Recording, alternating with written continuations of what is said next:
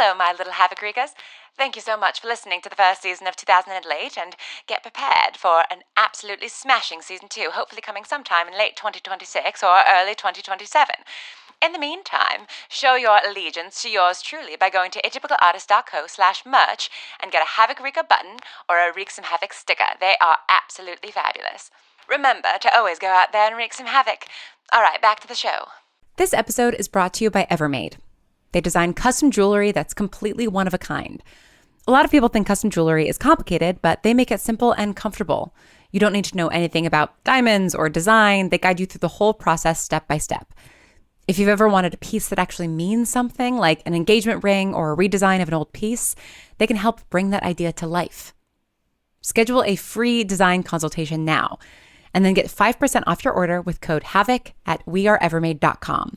Hello, Havoc Reekers. Lauren Shippen here. I am so excited to share with you a very special live performance of a crossover episode that 2008 did with the show Forgive Me. Now, if you're not familiar with the audio drama Forgive Me, it is from the wonderful team at Rogue Dialogue, and it follows the ups and downs of being a small town priest. Father Ben is a Catholic priest who goes to a town in upstate New York and learns to live with and love all of the varied members of the congregation there. It is such a wonderful, funny, heartfelt show, and crossing over with our upstate New York show that involves a demon just felt absolutely right. I wrote the script and, of course, performed as Harper in Havoc against Casey Callaghan, who plays Father Ben in Forgive Me, and we had such a wonderful time. Adam Raymonda, who put together this episode for us, also composed a version of the Forgive Me theme inspired by our theme, and it is so cool. You'll hear that at the top of this episode. We performed this episode live back in June at KGB Bar in New York City. It was part of the Tribeca Artist Showcase, and I want to thank Davey Gardner for letting us be a part of the Tribeca audio track. And a huge, huge thanks to Bob Raymonda, one of the co-creators and writers of Forgive Me, who really spearheaded this entire thing. I've known Bob for years. He is such an incredibly significant part of the audio drama community. He does an amazing newsletter called Bobby's Snacks that you should go subscribe to, that always has amazing recommendations for audio drama to listen to. And he's also just a fabulous writer and director. And when he brought the idea of a crossover to me, it just lit me up. And you will hear from Bob at the end of the episode. After we were done performing it, Casey and I hung out on stage and were joined by Bob and Gabrielle Urbina, who ran a little Q&A for us. I hope you guys enjoy this episode as much as we enjoyed making and performing it. And it is canon. Yes, it is kind of a different thing. It's live. It's a little bit of a bonus episode. It's a crossover. But what happens in this episode happens in the story of 2008. And it does pick up after the events of season 1. So if you haven't listened to season 1 yet and you're somehow listening to this, go back and listen to all of that because it does spoil a little bit of what happens in season 1. And as for season 2, we are hard at work on developing it. We will be doing a crowdfunding campaign in the near future. So keep an eye out for that. And once you've listened to this episode, go listen to Forgive Me. We've linked to the show in the show notes, and I think you're really going to enjoy it. All right. Now, as always, get out there and wreak some havoc.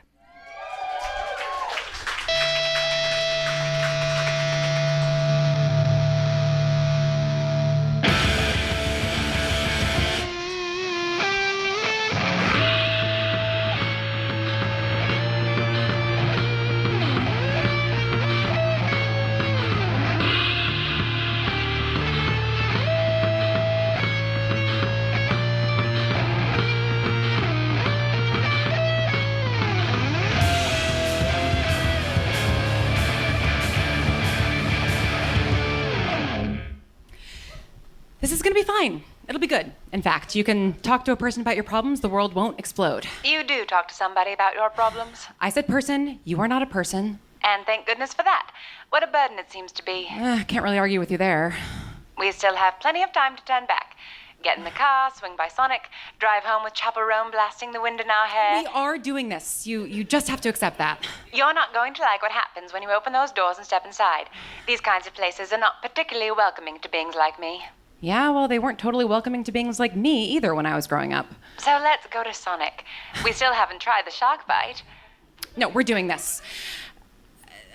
What exactly will happen when we go inside? Are we going to burst into flames? If I say yes, will we leave? Hold your horses, Clem. I'll be home in a bit. I've got one more appointment today. Someone from out of town. Oh, yeah. Luke told me about this one. Supposedly, she's a few crawlers short of a baker's dozen, if you catch my drift. Which is certainly saying something, coming from a crunchy, granola-loving hippie like him. Well, that's entirely unkind. I'd reserve that sort of judgment for the Lord if I were you. Hey, it still doesn't mean it isn't true. But seriously, hurry home. This chili is not going to cook itself. I mean, you could always cook it. It does come out of a can, after all. Just pop it open and put it on medium-low for 10 minutes. As if I'd suffer the indignity of opening a can, Benji. Besides, cooking is your job. We established this years ago, and I'm certainly not changing our arrangement now. Suit yourself. Go hungry for all I care. I knew it. You were so full of shit. Oh, fuck, I'm in a church. Damn it. Yes, I see it. I know what a confessional looks like. Why do you? Hello? Hello? Forgive me, Father, if I have sinned. I mean, I have. It doesn't mean I feel bad about it. It's okay if you don't feel bad about something you feel you've done wrong. What is it that's bothering you? I have a friend. Oh, calm down. I don't actually mean that. I just don't know how else to... Are you all right? God damn it. I mean, Jesus. Sorry. I'm not trying to, take the Lord's name in vain or anything. It's been a long time since I was in a church. And I don't know that I'm wild about being stuffed in the sin bin. If you're not comfortable in the confessional, we can always talk in my office. That's an option? Your face isn't gonna, melt off if you directly confronted with a dark confession? No, it will not melt off. No. If you don't want to go to my office... No, sorry, I wasn't talking to... Just trying to discourage any face-melting attempts. What? Your office sounds great. It's Harper, right? Yeah, sorry. I guess I probably should have introduced myself. Is that something people do in confession? Sometimes. Though I did know you were coming, so anonymity may have been difficult. Well, he knew you were coming. I can't wait to blow his tiny mind with my presence. Right. You sound a lot like Sydney. If I didn't already know you two were cousins, I think I would have picked up on it anyway. Yeah, we're pretty different, though. Oh, is Sydney good at things? She did say she was a bit surprised to hear from you. I'm not big on the family reunion scene. I have to agree with you there. There are plenty of family members that I would prefer never to see again. So what prompted you to reach out? I knew she was into the church thing, and I need a priest. No, you don't. Yes, I do. Well, here I am. How can I help you? You can't, report me to the police or anything, can you? We can make certain he won't. No, we are not clouding a priest. No. I mean, if you've committed a crime or plan to... No, it's not that. You have committed a crime. Several, really, and I do have some plans about what we can do next. Shut up! I more meant If you were planning to do non-consensual exorcism on another person... No, stop. He doesn't need to know that. That's not technically a crime. I don't think. Harper, are you all right? Okay, so I asked because if I'm going to be completely 100% totally honest with you... That would be my preference. Then I'm going to need you to promise you're not going to bring out the big butterfly net and pin me to the wall, What?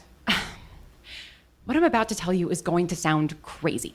At this point, I think it would behoove us to start wearing a shirt that simply has it printed on the front. Trust me, I've heard a lot. I'm betting you haven't heard this one before. Or actually, maybe you have. You believe in demons, right? Well... Though honestly, even if you did, I'm not sure that'd matter because this is real. Although, now that I think about it, maybe other demonic possessions have been real. Oh, they absolutely have. Though perhaps not the ones you think. What does that mean? Later. I swear to Satan, you tell the most meandering stories. Okay, yes, I'm getting to the point. Christ. Oh, fuck, sorry. Shit. I understand it can be difficult to shift our way of speaking when it's so ingrained, but I would prefer if you refrained from that kind of language in here. Right, yeah, of course. I really am not trying to be disrespectful. Could we, though? Just a little? I didn't think you were. I'm just not used to this. So what's brought you in then? If you're not one for confession normally. Well, I don't know if you picked up on the subtle reference just now, but demonic possession, that's you guys, right? Catholics? Yes, historically, the Catholic Church has been involved with exorcisms, though not as many as movies might have you believe. You need to tell him right now, up front, that any talk of exorcisms is purely that. Talk. Yes, fine, I'm telling him. It wants me to say, up front, very clearly, that I am not looking for an exorcism. It? Or she, or he, or they, or your most high lord of darkness. You are not the Lord of Darkness. Harper? Sorry, yeah, I'm just gonna say it. I'm possessed by a demon. So, yeah. Okay. Not the response I was expecting. Oh, right, so that doesn't surprise you? Like I said, I've heard all kinds of things. Sure, but like I said, this is real. Like, there's actually a demon from hell riding shotgun in my brain. Does this demon have a name? It calls itself Havoc. I'm guessing that's not one of the names you're familiar with? It's not in the Bible, if that's what you mean. And the Bible has no bearing on which demons are important. It barely mentions us. Right, I did a little reading about all of that, Asmodeus. Entitled prick. All that stuff. But yeah, Havoc is not one of the big ones. How dare you? Well, it's true. You were sent up here because no one would notice you're gone. I assume Havoc is speaking to you now? Literally constantly, yeah. What is it saying? Frequently dropping pearls of wisdom and gems of sparkling wit. Nothing important. Harper, remember what we talked about. Okay, yeah, okay. They made me promise I'd tell you exactly what they say. At least when it's talking to you. I'm not going to relay all the color commentary. We'd be here forever. Well, if you put in the effort to actually speak integrated... Harper? Fuck, sorry. We've been trying to speak as one a little bit more, get more integrated. It's not super smooth sailing. Which is why we've had to haul ourselves all the way out here to speak to a man of God. So you want to keep the demon? Of course she does. Yeah, I guess. If you're not looking for an exorcism, what are you hoping for? I'm not sure I can help you become more fully integrated with a demon. See, I told you. Yeah, no, that makes sense. But you do... Marriage counseling? we are not a couple. Harper? We want marriage counseling. Havoc's words, not mine. So you and this demon... There have been moments after waking up from certain dreams in which... No. Cannot be more emphatic about the no of that. But, well, yeah, I mean, we do live together. We're in some kind of partnership, so sure, counseling. That wasn't so hard, was it? I have to ask, Harper, do you want to be in this relationship? I understand it might be difficult to be fully honest when they're listening in, but if you're being forced to house a being that you don't want to be a host for... then... A bit of an ironic thing to say given the church's stance on abortion. Sorry, that was out of line. I understand. He isn't what I expected. To answer your question, Havoc didn't possess me against my will. I mean, I was really drunk at the time and didn't totally know what I was saying yes to, but I do... Oh my goodness, are you actually going to say it? Out loud? What do you think? You can already hear me thinking it. I've been hearing you think it for months now, but I didn't think you'd actually say it to a stranger. Okay, calm down. Okay, fine. I'll let you have your moment. I want them here. They make certain things easier, better, and I don't mind them sometimes. Oh, come now, you were so close. You love me. I see. And to be clear, Havoc isn't trying to get me to, kill anyone. Well, I'm not succeeding. Most of the time. Or convert people to Satanism or bring about the end of the world or anything. Well, actually, I've sort of stepped into a bit of a demonic war about the apocalypse, so that's not really important. Really? Because that sounds Okay, like... fine. I guess it's like a little relevant. To the problems you and Havoc are experiencing? Yeah. To make a long story short... Ha! No, really, this time I am. Havoc and its buddies had a plan to sort of destroy humanity, but Havoc isn't on board with that anymore. Except now one of their old comrades is possessing my old boss, and if we don't do something about that, who knows what will happen. So Havoc, in all their wisdom, decided to invite their other buddy, Retribution, to come up and possess this girl I used to work with, Kayla. There, was that a sufficient summation? Quite well done, in fact. I'm impressed. So you are converting people to Satanism? That was his takeaway? No, that's the thing. Kayla told Reddy no. Spoil sport. She seemed kind of into the idea at first, but actually being confronted with the real thing, she opted out. Okay. And that's been causing some tension between us. Havoc wants me to make the case to Kayla for why she should let an ancient being hop aboard. It is such an easy case to make. Look how it's turned out for you. And you don't want to?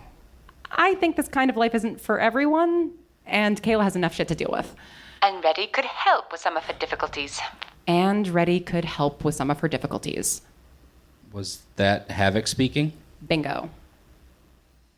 I met a man once who was in a similar position to you. Really? Oh, which demon? Which demon? No, not a demon.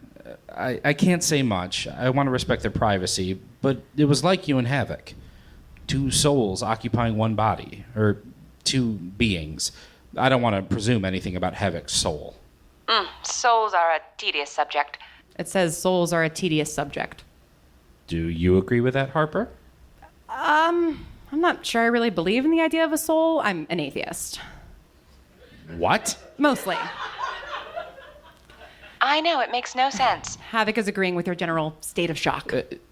You don't believe in God, but you believe in Satan? Look, I don't really know what I believe. I just know I've got another consciousness inside me, and I want to learn how to live with that. All right. The other guy, did he learn to live with it? He had a lot more going on in his life, but he seemed motivated. What did he end up doing? First, I have to ask, when you talk about being more integrated with Havoc, what does that look like for you two? We'd be able to sort of speak as one. I wouldn't have to translate for them. Thank goodness you're doing a terrible job. Which, yes, I'm doing a bad job of. And that's the goal? To be fully integrated? Yeah, I guess. Seems like something you'd want to be pretty certain about, especially if possession is something you're considering advocating to someone else. That's the thing. I don't want to advocate for it. Of course you do. But you want to stay possessed. Look, if Havoc could exist outside my body, I'd happily have them as an actual roommate, not a body mate. Pardon me? Harper, do you have any idea what you just said? You would have me as your roommate, purposefully? Oh my goodness, you really do want me around. Harper? You okay? Yeah, Havoc is reacting to that. Reacting how? I didn't... No, you can't take it back. Look, I didn't totally mean to say that. But did you mean it? Did I mean what? Don't play dumb. That you'd want Havoc around even if they weren't possessing you. Maybe. Yes, fine. Okay, you win. Oh my God, this all sounds completely insane. How have you not kicked me out of here already? Like I said, I've heard it all, including meeting the literal Antichrist. What? Oh, who is it this time? Who is it this time? A Stanford University professor with 4 doctorates studying cryptozoology in a town called Jerusalem, Oregon. You'll have a very hard time shocking me. Okay, how's this for shock? I kind of like them, okay? Like I sort of... Oh, commit, Harper. Do away with the qualifiers. Okay, yes, fine. I like them, full stop. I like having them around. I like having them inside me. No, I do not mean it like that. And yeah, I would willingly hang out with them even if they weren't ratatouilleing me around. There, I said it. And how does that make you feel? Vindicated. What? To admit that Havoc has become important to you. How does it feel? What is this, therapy?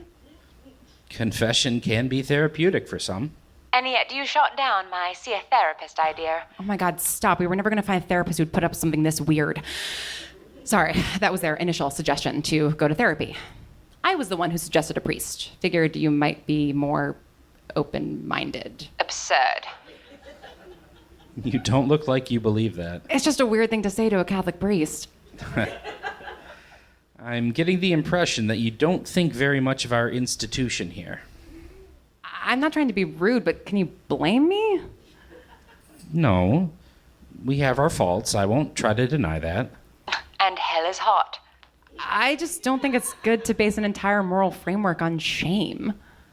I agree. Shame is powerful, but not productive. So you don't think I should be ashamed of... Of caring for the being you share a body with? No, I don't. Do you? Do you, Hopper? I don't know. Seems to me that might be part of your problem. You've been quite defensive at times while talking to me, which I don't blame you for, but I do wonder if it's coming from a place deeper than skepticism of the church. What do you mean? Are there other things in your life that you feel ashamed of? You said earlier that you didn't feel bad about things you knew were wrong. Of course we don't feel bad. I don't. I like burning down my exploitative workplace or mind manipulating a cop, I think are things that fall on the morally good side of the balance sheet. You what? Oh, maybe you can shock him. But there are things, ways I've been, ways I've treated people, even people I love, that I'm not proud of. Is the way you've treated Havoc one of those things? What a question. What? No. Maybe. It isn't that I've treated them badly, I don't think, but... You've been reluctant to see them as their own being with their own wants and needs. Oh, he's good. He is good. Thank you. And yeah, I guess I have. The other man I spoke to, who was sharing his body, he was very cognizant of not wanting to be the other being's jailer. I'm not Havoc's jailer. At least, I don't think I am. Am I? I don't think of you that way. They say that they don't view me that way. That's good. But it's still hard to resolve an argument with someone if you don't see them as their own being. Maybe you're having a tough time integrating with Havoc in the way that you want because you already consider them an intrinsic part of you. An intrinsic part of you. I like the sound of that. It likes the sound of that. Do you? I don't know. It might feel good to be so intertwined, but that doesn't mean it's healthy. Healthy schmelthy. So, like, the solution to being more in tune with them is to actually separate us out more? There are no solutions here, just things to try. And yes, I think trying to treat Havoc as if they were, as you said, their own being that you are roommates with might be helpful. Okay, but how do I do that? Havoc isn't destructive, correct? Is it destruction if it makes everything better? They're not going to hurt anyone. Just those that deserve it. No, they wouldn't go on some, like, killing spree or anything. And you've never physically harmed anyone. Oh boy. Here's where the rubber meets the road, Harper. Are you going to lie to a priest? Havoc has protected me. I don't want to ask more about that, do I? Probably not, but if you're worried about Havoc going out and snapping legs... Specific. I think we've gotten the bloodlust under control. I feel very in control of my rage. You, however... Okay, fine, we've gotten Havoc's bloodlust under control. If that's the case, maybe you can find a way to have times where they steer a bit more. Give them the autonomy they would have if they had their own body. Now we're talking. Oh, I'm really beginning to like this man. Oh, it loves that idea. And Havoc can hear me, right? Yeah. Havoc, maybe there are times when you can leave Harper be. Let her be her own autonomous person. I suppose I could try. They like that idea less, but yeah, all right, I think we could try a version of that. I know it won't be easy, considering you two are never really separated from each other, but a little effort can go a long way. Yeah. Thank you. Okay, now have him absolve us of all our sins. Havoc wants me to ask if you can do that thing where you absolve us of all our sins.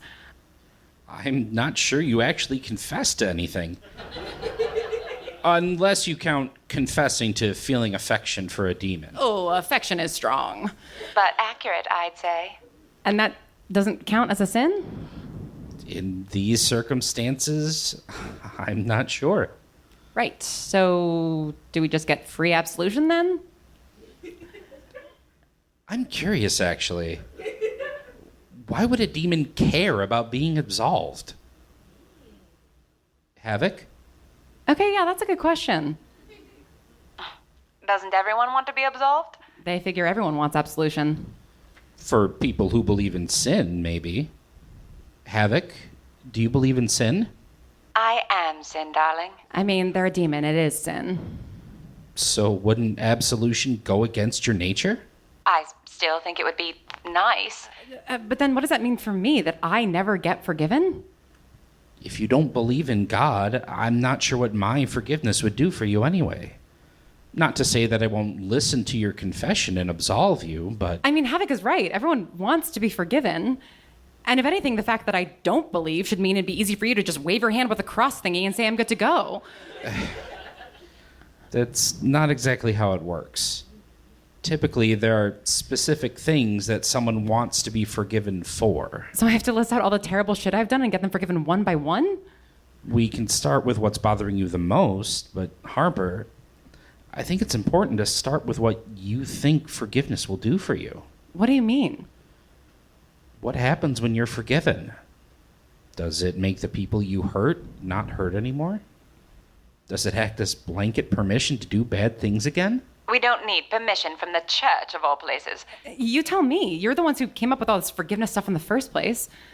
We seek forgiveness so that we can grow, so that we can move forward in our lives, not wipe the slate clean. It isn't about waving a hand and never having to think about our flaws, but about learning to be better. Oh, but I love a clean slate. Sure, but does anyone actually follow through on that? I mean, I can think of some pretty significant sins done by people in your institution that kind of just get wiped clean and shoved in a drawer. We have a lot of work to do. So why shouldn't we get the same treatment? We've had good intentions. Damn right we have. And yeah, maybe we screwed up and made some stuff worse, but that's only because we live in this totally rigged system that's impossible to fight back against effectively and ethically. Oh, who needs both? And I don't see the billionaires or genocidal militaries or massive tech monopolies asking for forgiveness, and yet they get forgiven all the time. Why shouldn't I get forgiven? I didn't say you shouldn't be forgiven, just that Tell us we're forgiven. you're forgiven. Fuck. Oh, dear. What just happened? Shit, Father, I'm really, really sorry. I can't forgive you if you don't confess your sins, but I just now. Seriously, I said, my bad. Ah, bad. What's mine is yours, darling. what did you do? It's called clout. It's something we can do. Influence. Mind control? Such an ugly phrase. Not exactly, but yeah, that's maybe one of those things I'm not super proud of. Are you going to do it again? I mean, we could. No, definitely not. I didn't even mean to right then. I'm sorry. I believe you.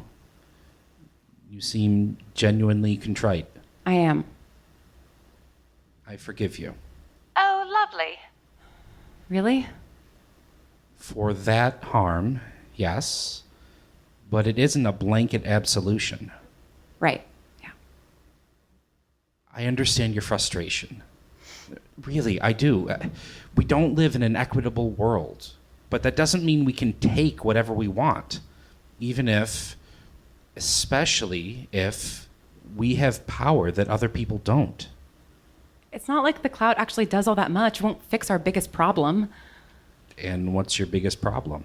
The forces of hell, fascism, late-stage capitalism, techno-autocracy, stupidity. Most immediately, the fact that one of Havoc's old buddies has possessed my Uber boss and is going to do God knows what to my town. Okay, now ask him about exorcisms.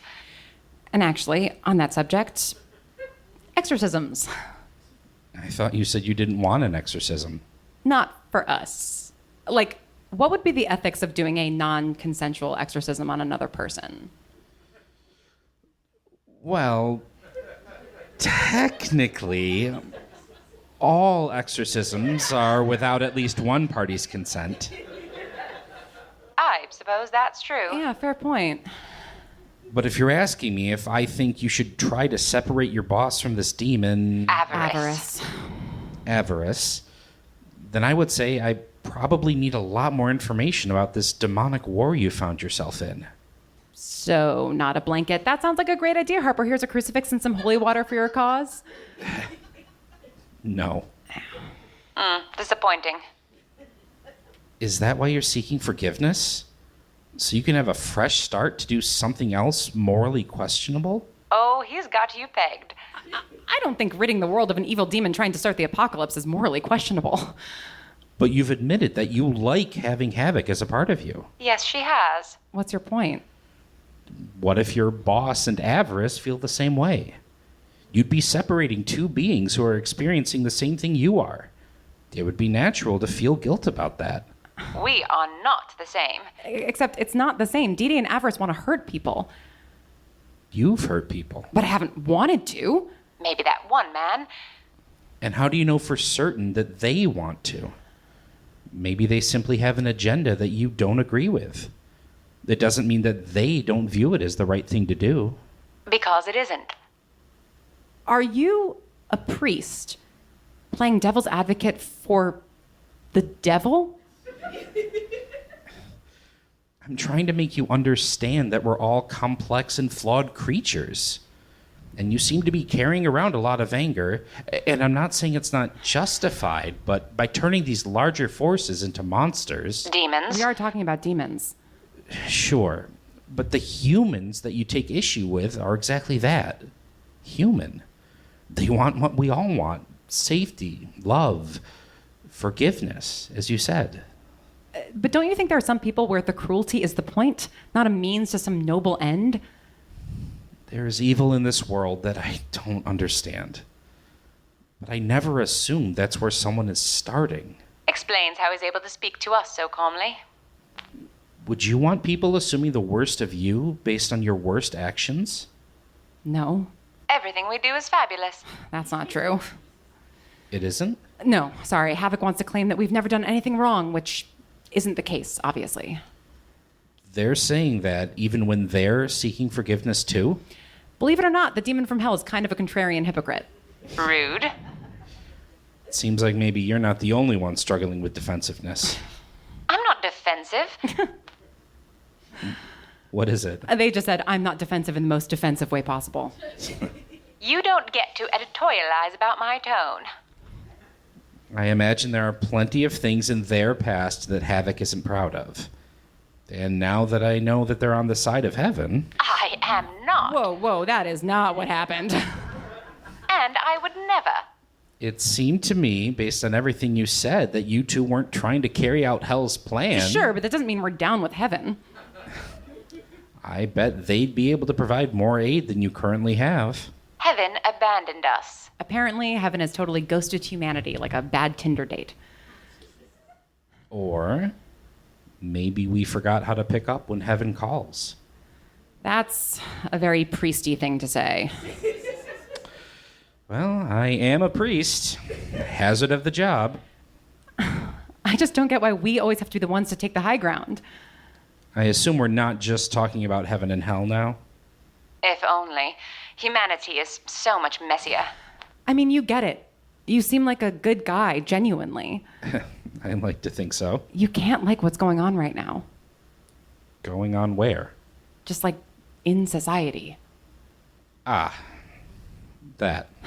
And the people who are like you, who have empathy and want everyone to be safe and loved or whatever, are always asked to forgive and forget. I mean, that's literally your whole job. Not to forget.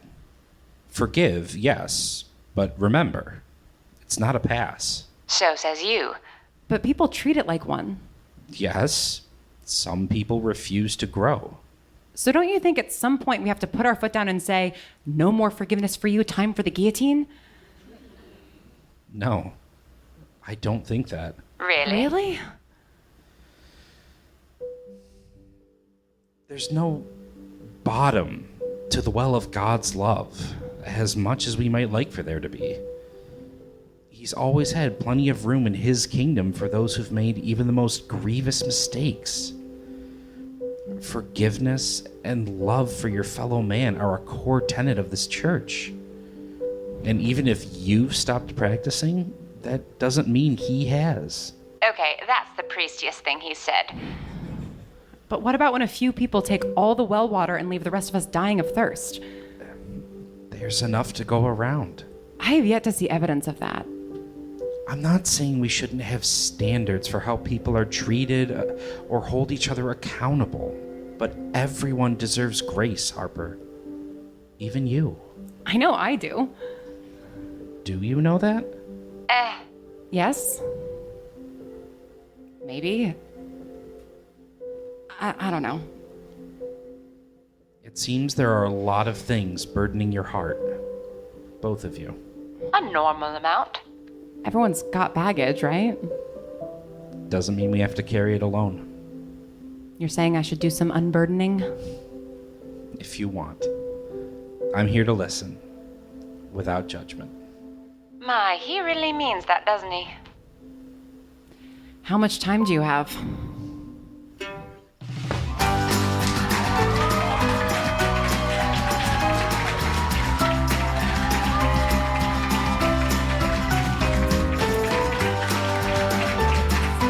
All right, and now Bob and Gabrielle, please join us on stage.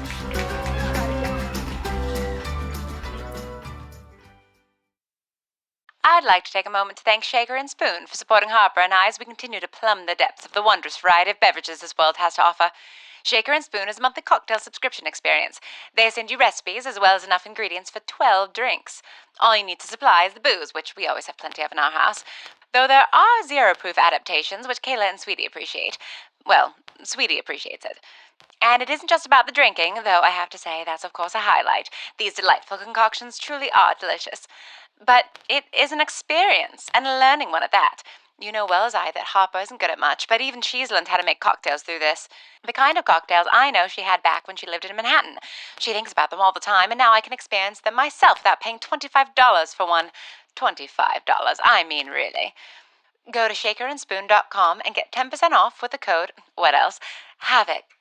That's 10% off with the code Havoc. Good evening, everyone.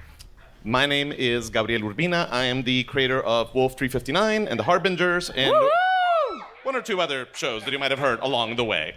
Before we get started on this quick Q&A that I'm going to be facilitating tonight, can we just have like one more round of applause for this amazing performance?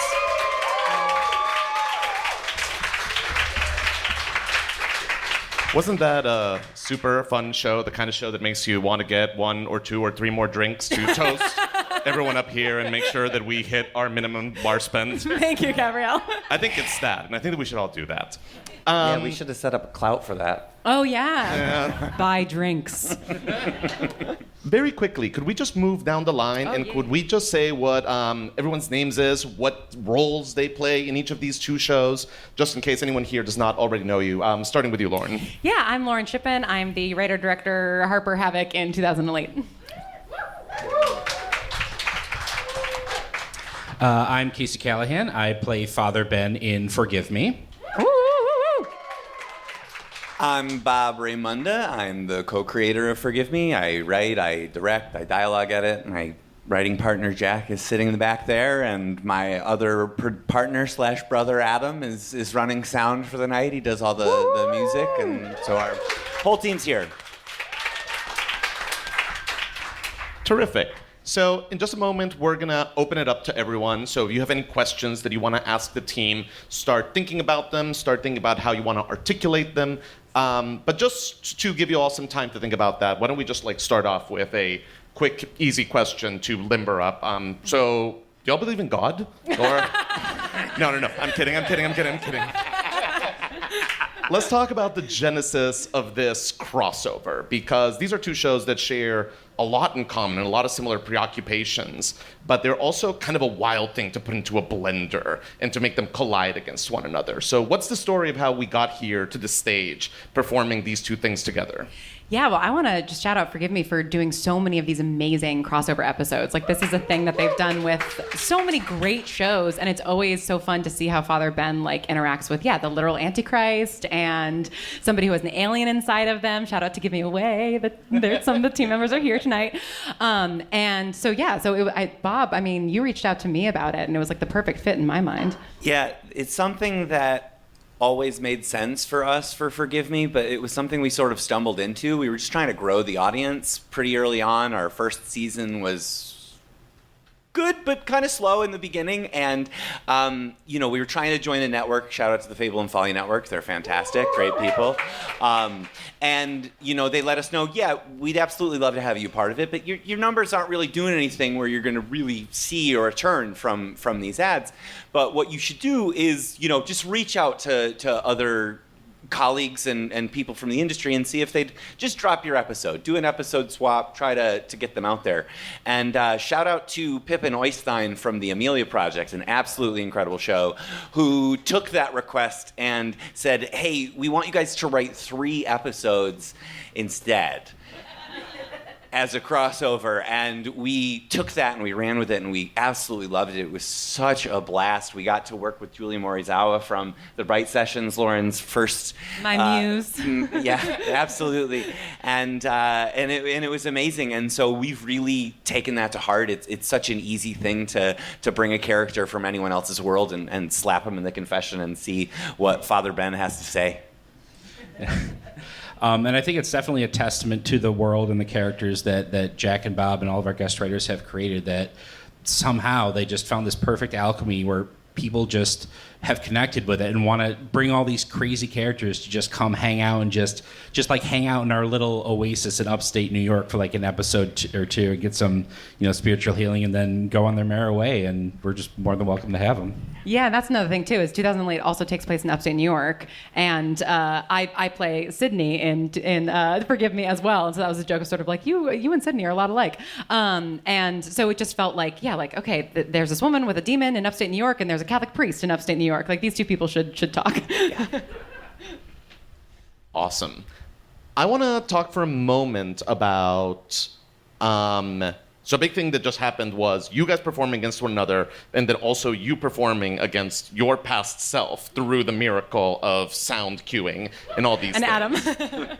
How do Thanks, you Adam. normally record the Harper Havoc? Yes, thank you, Adam. How do you normally record the Harper Havoc interactions? Do you do all of Harper and then all of Havoc? Are you flipping back and forth as you record? Pretty much, yeah. So in the show, obviously it's not just Harper and Havoc. We have an incredible cast of actors, and for all of those scenes, I removed all of Havoc's lines because Havoc doesn't speak out loud, and so I really wanted the actors to experience like Harper saying something completely out of pocket with no context.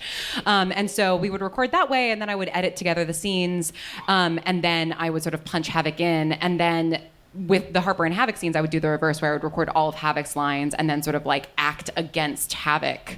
As I would sort of like line them up and kind of create space and just like hit record and just act against myself, which I'd never done before, and it was bizarrely fun, actually. Earlier this week, I heard Lauren say that she does not do shows where she plays more than one character, which seems patently untrue now. I said I picked the transatlantic voice because it's the one accent that nobody can complain about because nobody has it naturally. Right, nobody can sort of go like, you are You're doing this representing wrong. my people inauthentically. Yeah, it's like there are no people. Except like Rosalind Russell character from like 1940s Exactly. films. I could ask you guys more questions all night, but I just want to do a quick check-in. Does anybody in the audience have any questions? Anything they'd like to ask the team by show of hands? And you'll read to really put them up because the lights are a tiny bit blinding. Yeah, please. That's the attitude we love. Hi, everyone. Adam from Forgive Me here. Just jumping in to say that somebody in the audience asked a question about what the writing process was like for this episode. I'm trying to remember now, but I think it was like we met and talked about it, and I of course have like listened to all of Forgive Me, and so like understood the format of the show and these crossovers, and I think I took like a first crack at it, and then you went through and sort of took a Father Ben crack at it, and we kind of went back and forth that way. Yeah, I only did a little bit of Father Ben. The great thing about Father Ben as a character is that he's really open to anything, as you see. Infinitely patient. He's so patient, and he's ready to meet you where you are, even if where you are is abject insanity. And I think that's a really fun place for guest writers to write. And so listening to that, there's like one line that I wrote in there. The rest of it is all Lauren. And really, it was, I was giving you more notes about like, yeah, Ben might do this. Like, let's try this here. Or like, hey, this crossover is really relevant. So bring that up. But the words themselves, we really like to let the guest show that's coming into our world, take a stab at it. Well, and you were the one who was like, clout is mentioned early on in the script, and Bob was like, this is like, Chekhov's clout, like you have to do it now. Yeah. Whereas Draft I think one I was did sort of not in have Harper's, that, and I was like, you need to do that to the priest. That you can't set that up and then not knock it down. Yeah, and I'm it's so glad that you said chilling that. when it happens. Goodness. Alrighty. Any other questions from the audience? Anything else that anyone would like to know? Yeah, Davey. From here on out, Gabrielle will restate all of the questions. In case anybody could not hear that, that question was, how have these characters affected you in your life personally since you have started playing them and since you have created them? I actually have gotten a lot less angry. Like, it's now that very, you have a sink into which to just put it all? It was very helpful to kind of like create this like vessel through which to like exercise all my demons. And, it's been now probably about a year and some change since I wrote the first season. And it's like a lot of stuff has happened since then. And so I can definitely feel like the rage bubbling up, and I'm like, oh, I need to pour this into Harper and Havoc again. Yeah, we've been making Forgive Me for, 8 years now. And Father Ben is just so core to me in my thinking now. Like, I feel like I try to be more patient with people. I try to be more patient with myself. And I also just, in every interaction I have, think like, oh yeah, what would Ben do with that? Like, what would he think about whatever this crazy shit is that's happening in my life or someone else's life? And it just makes it really fun to play. Yeah, you took the words right out of my mouth. It's hard not to be more patient in your life when you're spending, all these recording sessions hearing, all the crazy chaos that's going on, and Ben just calm as a still pond. And it's wonderful to, I'm not particularly spiritual myself, and getting to see someone with so many qualities in them that I respect, and play someone like that in a setting I'm so unfamiliar with has just been really great about just helping me be a more open-minded person in general, and finding our shared humanity. Awesome. We've got maybe time for one or two more questions. So anything anybody else wants to ask from the audience? Once again, in case it was hard to hear in the back, the question is, what were the origins of the shows, or what were the inspirations behind the shows? Whichever one is more apt for you. I've got an immediate answer to this one. It's really easy. So my co-creator, Jack, who's in the back there, this is all fully his idea. We were working a shitty job together at Livestream when Livestream still existed in customer service. And we were just riding the subway one day, and he said, hey, I have this idea for this podcast. Like, what if it was high maintenance, but instead of a drug dealer, it's a priest?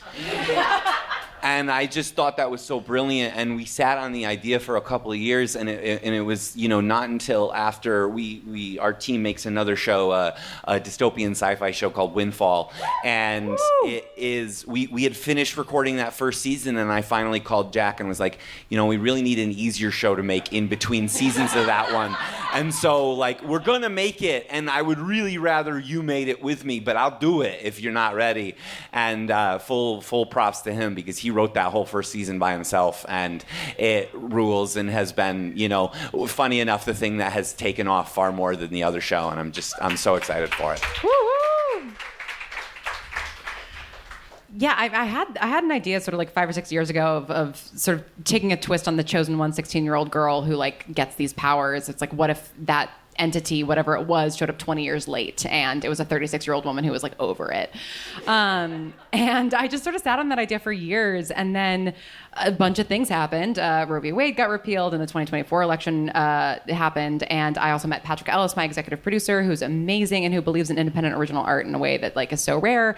And all of a sudden this like idea that had literally just been like a log line really took shape, and it was like, oh, I have so many things now that I want this demon to do in the world.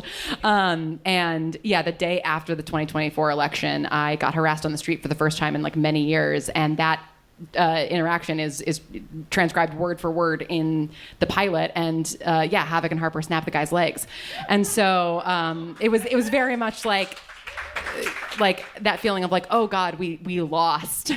Like, how am I going to process this emotion now? And so, yeah, like the inspiration is like all the bad stuff that's happening, basically. All right, let's not leave it on that note. I heard one more question. You should have gone second. Okay, I lied. Gabrielle does not repeat this one. I think Bob had a visceral reaction to this one because I think the question was, have any clergy members listened to your show or given you opinions about it? Something along those lines. No. And, Not yet. I mean, I'm also not a spiritual person in my life, so I don't have a lot of clergy in my life. But not to keep shouting out Jack, but he was just telling me that he's going to see one of his childhood priests at a wedding recently, and he was thinking about seeing what he thinks. So I'll get back to you. Weirdly, I have a lot of priests in my life, actually. Two of my best friends from college and one of their spouses are all priests. And so, yeah, like I went to a bachelorette party a couple of years ago that was like me and 6 priests. It was great. It was a really fun time. And so like occasionally I will like call up Katie, my college roommate, who's an Episcopal priest. And I'll be like, okay, yeah, so like what's the deal with hell? Like what's going on with this? Like what is the, she's, yeah, Episcopal priest, so it's a little bit different, but she's able to like give me some insight into like these various things that, have cropped up when you're reading a lot about demonic possession. Incredible. I have one more question, which is, when can we hear more about these characters? What is the future for both of these shows? What's coming up? Great question. Uh-huh. I mean, I have a lot of ideas for season 2 of 2000 and Late, and part of the like sort of choice paralysis around it has been like, okay, well, like this thing is happening that I want to talk about. Now this thing's happening that I want to talk about. And so like, I'm still kind of working out what the season is. But go listen to all of the first season, listen to all of Atypical shows, support independent art, join our Patreon. Cause yeah, like funding is, like as all of us know, is like the most complicated thing. And Jeffrey Nils Gardner, my amazing sound designer, who was at Tribeca this week and sadly had to fly back to Chicago. I would love to be able to, like have them again on the second season. And so just kind of figuring out both the logistics and then also like what's the big idea. If the first season is sort of about like unionizing in healthcare, like what is the big idea in season 2 that we're going to tackle, and like how are Harper and Havoc going to get out of this one? Yeah. Forgive Me's coming back later this summer. We have a whole 4th season that's actively in production. We earlier last week released another crossover with a wonderful show called Small Victories. That is one of my favorite audio dramas that I've ever heard. But we've got a lot more to come. We've got 12 more episodes coming out and a bunch of minisodes. We're looking to bring those back around August, maybe early September. So you'll hear more from us soon. And also listen to The Harbingers. Yeah, it's so good. We heard the finale it's live so on good, Tuesday, and you're going to be so mad. They hurt us bad. Yeah, Gabrielle Urbina hurt me. All right. We're going to get these shenanigans under control. Folks, thank you all so much. We're all going to be around. Ask them more questions. Buy drinks and throw them in my face because I've hurt you with one of my fiction shows.